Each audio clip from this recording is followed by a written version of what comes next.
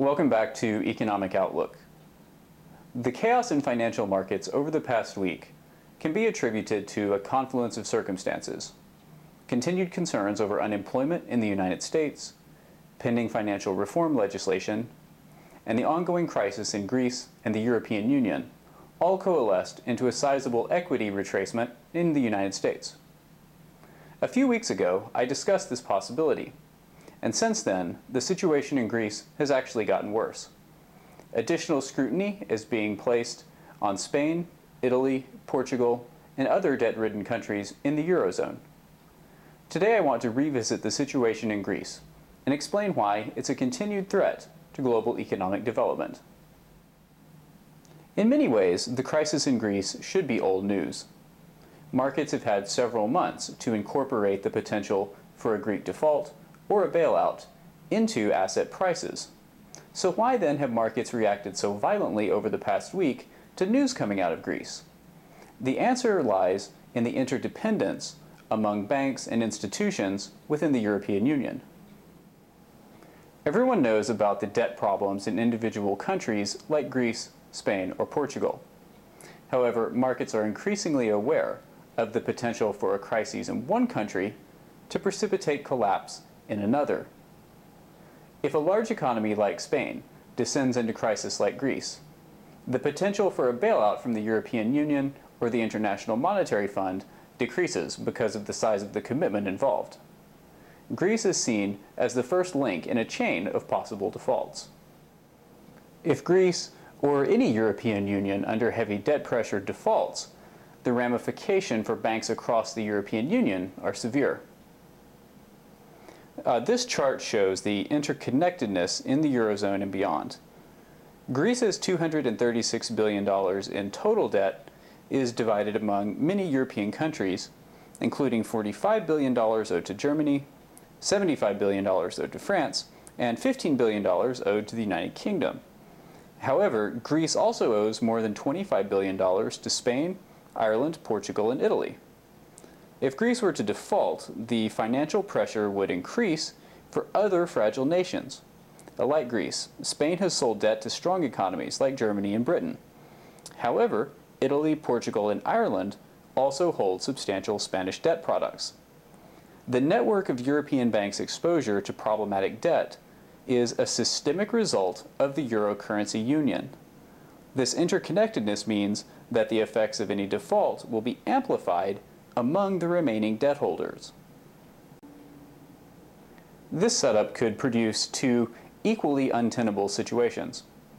First, a default by Greece or another struggling country might trigger bank failures and credit problems throughout Europe. As these problems began to cascade through other countries, they would likely trigger more defaults, precipitating a vicious cycle that could pull apart the euro and the European Union. A second troubling possibility is that a bailout of Greece might forestall a wave of defaults, but still fragment the Eurozone. Even if the situation in Greece is stabilized, Spain, Portugal, Italy, Ireland, and possibly even strong economies like the United Kingdom face similar debt problems. If investors believe that default is increasingly likely, they will demand higher yields. And struggling nations will face higher debt service payments, and this creates another negative cycle of increased borrowing costs and necessary bailouts.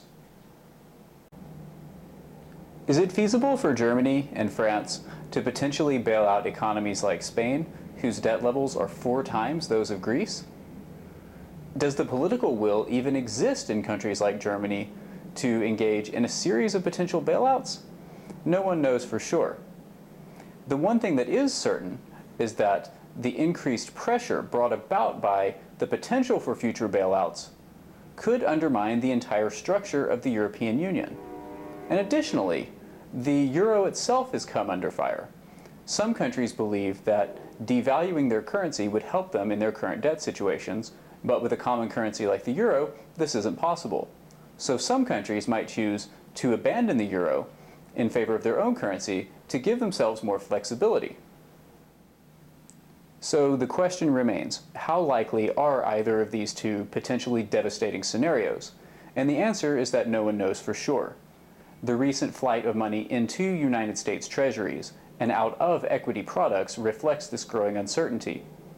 The best that markets and the people who participate in them can do is prepare for future eventualities by properly pricing assets today relative to the level of risk they represent. Now, the scenarios I described exist alongside more optimistic viewpoints. It's possible that the EU and IMF bailout package could stabilize Greece. Other countries could adopt similar austerity policies and control their debt spending. Additionally, global economic recovery could quicken, and economic growth in general could help stabilize the situation throughout the Eurozone. No one knows for sure. The best that financial markets can do is try to capture all of these possibilities in asset prices. And so, when we see spikes in volatility like we saw last week, it reflects growing uncertainty about what will happen in the future. As the debt crisis in Greece continues to evolve, markets will adapt their prices to reflect changing realities. In my next entry, I'll look at some of the specifics behind how markets have reacted to news coming out of Greece. I'll also explain why the situation in Greece has become a more vital issue to the rest of the global economy as a whole. So as always, thank you for joining me here on Economic Outlook, and be sure to check out my website at www.econoutlook.com. You can get lots of additional information and charts and graphs there. I'll see you next time when I look at the situation in more detail and look at some of the individual transactions that have taken place over the past week. Thanks as always, and I'll see you next time.